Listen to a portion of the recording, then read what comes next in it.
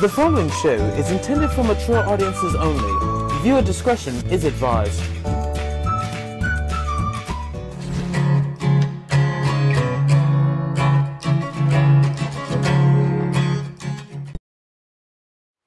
What's up YouTube? It's your friendly local neighborhood Dick Nutbutt here for HJTV, and we're back with Season 3 for interviews. Today we had award-winning filmmaker James Weber on. Fantastic interview. Check out the links and the credits at the end of the video. Remember to hit the like, share, and subscribe button. Sit back and enjoy. Alright, well, thank you so much again for taking the time to speak with us and come on the show. I know you're quite busy recently. Yeah. So what made you decide you want to become a filmmaker? I don't know. I've always loved films. When I was younger, I used to religiously watch films over and over and over again. I grew up in the 80s, so you know that was a great time to be a kid and watch films, because you had stuff like, you know, coming in on the end of Star Wars, and you had Ghostbusters and the Goonies and Back to the Future, and I think that really fired my imagination. I think I was an only child as well, so I sort of grew up in the middle of nowhere, so like films and your imagination is, you know, it became like a big part. Like I was never bored as a kid. I could always, you know, entertain myself, and I guess that's always that sort of overactive imagination has sort of carried through, and led to me wanting to, you know, do this for a living. Yeah. Cool. I loved those movies as well growing up. Watched the crap out of them. Yeah. I think I burned out the VHSs. Yeah. I think I wore a couple of the tapes out. They stopped working after a while. It just got really fuzzy and started juddering around. And then you have to wait until it's on TV again to like record another one. Yeah, those were the days. Don't get that now with Netflix.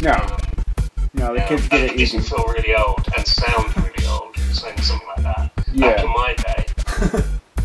Oh yeah, that definitely makes me feel old being able to say that now. Back in my day, you kids don't even know. Yeah.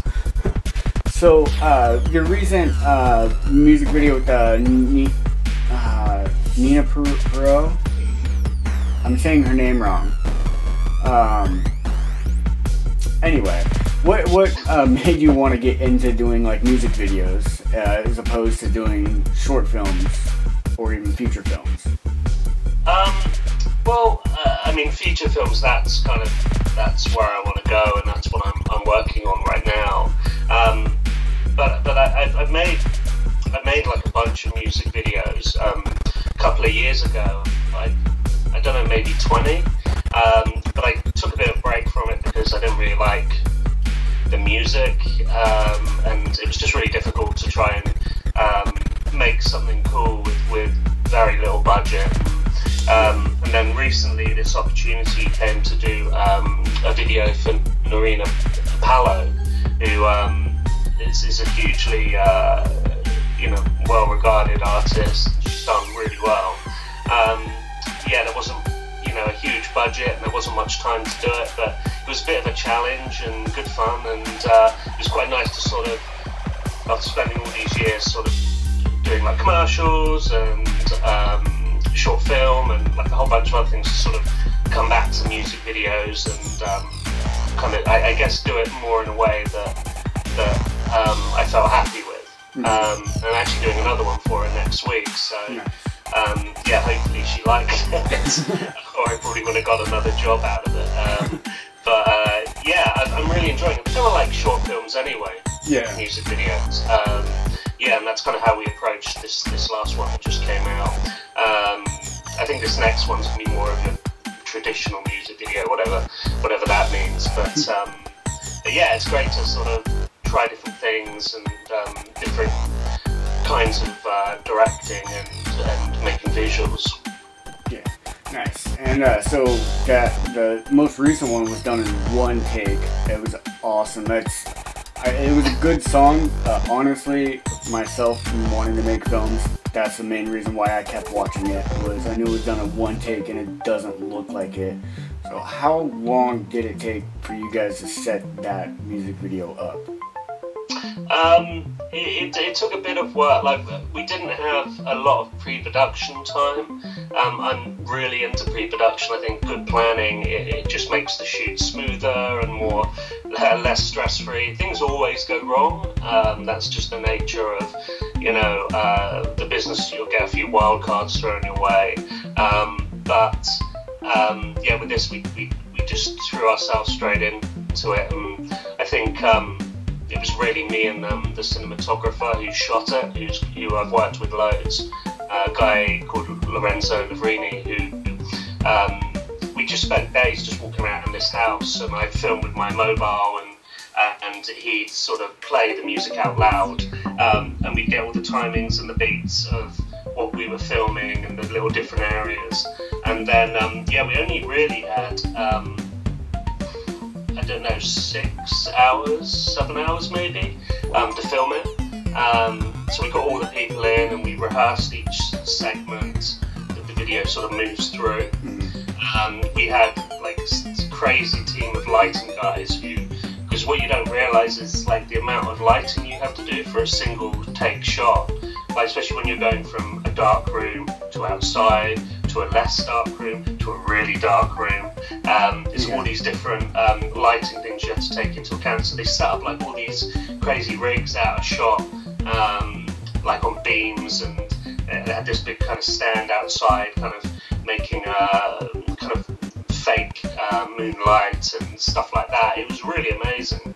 I'm just relieved because we shot the video in my parents-in-law's house, and I was worried they were just going to blow the electrics out with all these lights. But obviously, they know what they're doing. They're professional sparks, they call them. So yeah, they knew what they were doing, and that was the real sort of challenge. And then after we did a few sort of run-throughs, and then we just started shooting. I think the take we used was take 17.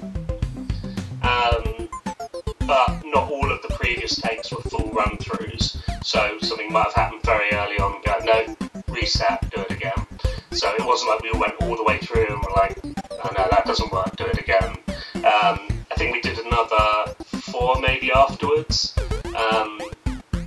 But actually, I was a little worried about sort of making it all work, but like all the actors we got in were really good, and effectively were paid to party.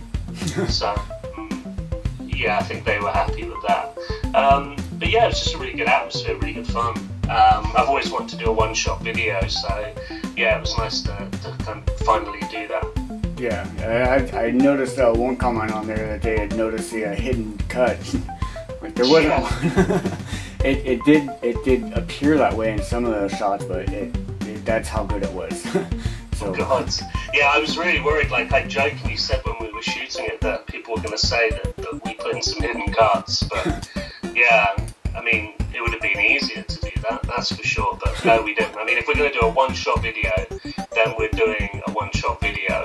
I like the idea was inspired by this like incredible German film. I recommend everyone needs to see it, called Victoria. I don't know if you've heard of it, and it's a single-take feature film, which sounds like it could be quite dull, and I don't want to say too much about the film, I don't want to spoil it, but it's anything from dull. Like, there's a bank heist, there's like all these scenes in this nightclub where people are like dancing, and the camera's constantly moving, following these people around in one night, and it's incredible, and I guess that was the kind of vibe we were going for, even though that's the music video and that film, like, tonally are completely different, but that was a big inspiration, definitely. Nice. That was actually one of the next questions was who's been or what has been one of your biggest inspirations when making a music video or making a short film? For music videos, I remember just before I went to film school, I was watching like Chris Cunningham music videos, like Aphex Twin, and he did stuff for Bjork, and these just really crazy, slightly disturbing music videos. And I was like, whoa, these are like films. The great thing, you know, it's a lot like making a short film, because you're not bound sometimes by certain rules that you have across 90 minutes, 2 hours. You can just play with something and experiment, and these guys did that. People like him, who else? Jonathan Glazer, these guys all make features now as well. He did Under the Skin with Scarlett Johansson, and who else? Spike Jones. He's a huge, like his Fatboy Slim videos, and just everything he does is just really cool. And of course, he makes really great feature films as well, like Being John Malkovich and Her. Once again, Scarlett Johansson. Maybe she's like the go-to actress for music video directors. And their stuff was really good. Michel Gondry, another one. Like his videos are just insane. I just sort of, I guess, was just at that right age when those guys were in their prime and making like crazy commercials and music videos, and I just saw that and I was like, whoa, I'd love to you know, do something like that one day. Not quite there yet, but maybe one day. Those guys were definitely an inspiration for me and a lot of my friends too. Just it had a similar effect on them. Yeah, those were. Spike Lee was definitely one that I've watched a lot of different, you know, music videos and feature films. He's definitely one of the well-known names out there. Definitely has a lot of great titles under his belt. Is there anything that you might be working on in terms of a feature film coming up maybe in the next few years? So I'm in pre-production on my first feature at the moment. It's a thriller set in Scotland called Solitude Country, which I've been writing it off and on for years, but it's only really in the last kind of 2 years trying to get it made. And yeah, we've got a bit of the money, and we've been to Scotland last week to look at locations. We've been speaking to some pretty amazing actors, to be honest, for roles in the film, it's slowly beginning to come together. Got a little bit more work to do, but hopefully we'll be on set early next year in sunny, rainy Scotland in the winter. Should be interesting, but it's a real passion project, and it's just good to be moving forward, really. I can't wait to be able to talk more about it, and even be able to show something to someone that's not a script, that's actually a physical scene or full movie would be just amazing. It's been a really fun process so far, but damn it, just get me on set. That's kind of my film. Just get me there. So, is there... sorry, I was starting to read the last question. What is, in your opinion, what is one thing that somebody who's trying to get into filmmaking should never forget to do? The Joker in me wants to say, take the lens cap off. But, I think that actually happened to me one time. Well, we've probably all been there. I don't know. I think it's know your own creativity and own it. Like, I think when I started off, like I was doing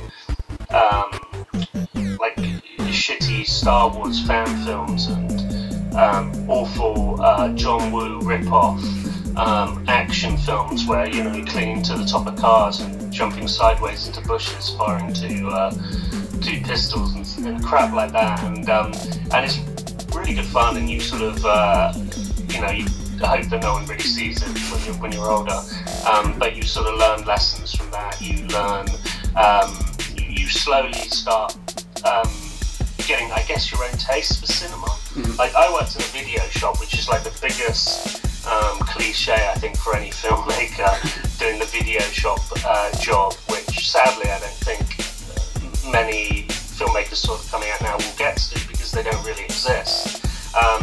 But you know, I worked there and I just surrounded myself with films, and I was just watching films every week. You know, I started off watching all the films you would usually kind of watch as a young guy, and then I started watching like foreign films and getting a taste for that and seeing different kind of cinema from around the world, and really kind of broadens your taste. Yeah. And now I'll watch anything from some cheesy popcorn flick to some a pretentious black and white Austrian film, you know, and that's great. And I think it's important to have you know, a wide taste of cinema. So what I would say is watch films, but you know, try to make your own stories. Don't necessarily copy other filmmakers. Do your own thing. It's okay to make mistakes. Just make sure you learn from those mistakes. And everything you do, I think, should be. I have this rule now. Like, I don't do anything if I feel comfortable. If I feel slightly nervous about doing it, or I feel a slight, occasionally a slight stab of anxiety in my stomach, then I know it's the right project for me, because I'm pushing myself to do something different, or go outside of a comfort zone, and that's it's worked for me over the last few years. So just keep moving forward and getting bigger and pushing yourself, and sometimes you don't have a choice but to cut corners, but I think after a while you should do everything you can not to cut corners. If you have a story that you believe in, a film that you kind of care about, you know, it's like a hypothetical child that you're bringing into the world, then don't do it for the service of shortchanging it. And sometimes that means a lot of work, or sometimes investing your own money into a project so you can pay people, so you can get the best people.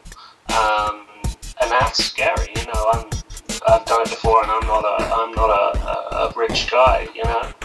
But then you get something out of it that that can help you with your career and take you to that next level. Yeah. And hopefully stand out from the crowd. That's probably quite a lot of advice.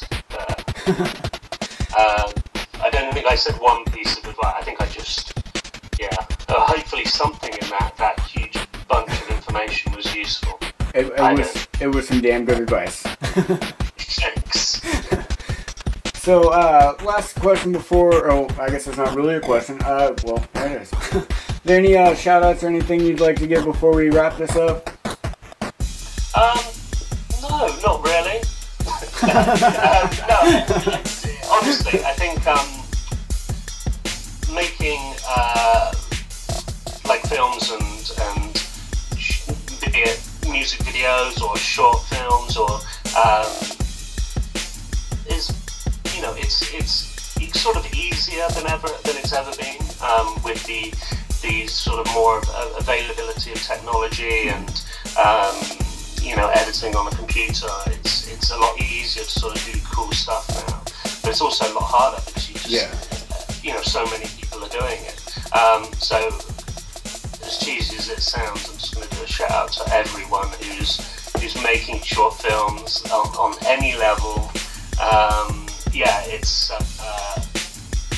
just I guess just have fun with it and make sure you enjoy yourself, and just keep pushing it. Shout out to all my short film peeps. You all know who you are. Yeah. Alright, well, again, thank you so much for taking the time out to speak with us today, and good luck on your feature film and music video next week. And we'll pop some links up for the current videos you have out. Is Driftwood still up on Vimeo, or was that one, I couldn't remember if that one got taken down. No, it was available to buy on iTunes. iTunes, I think that's it. Okay. Yeah, I think it's in the States as well. It sort of went down for a bit and then it came back again. I'm not sure why, but it's there now. Hopefully, I'm going to check that after this. But yeah, you can download. I think it's $1.99, $1.99 on iTunes. Yeah, and yeah, I've got a couple of other films that are free to view. Like I've done a couple of horror films, shorts in the last few years, because that's something I've always wanted to do. So they're like freely available on my YouTube channel and my Vimeo channel. Not that I can remember the links to them off the top. I'll find them. I know, but just I don't know, Google them, or I'm sure Matthew will put them in the description because he's sharp like that. I try to be it. Yeah. Cool. All right. Well, thank you again. You have a great night, and I'll shoot you a link as soon as this gets up. Brilliant. Excellent. Thank you. All right. Have a good one. Cool. Cheers, man. All right. Bye. Bye. And that was our interview with James Weber. Fucking love talking to him every single time. Mostly it's that accent. Anyway, remember to hit the like, share, and subscribe button, and leave comments down below. If you have any questions for James, we might have him on again. Alright, have a good night. We'll be back next week with another celebrity interview. Wait, I need a new name for this show. Leave your ideas for the shows in the comments down below. The winner gets executive producer credits.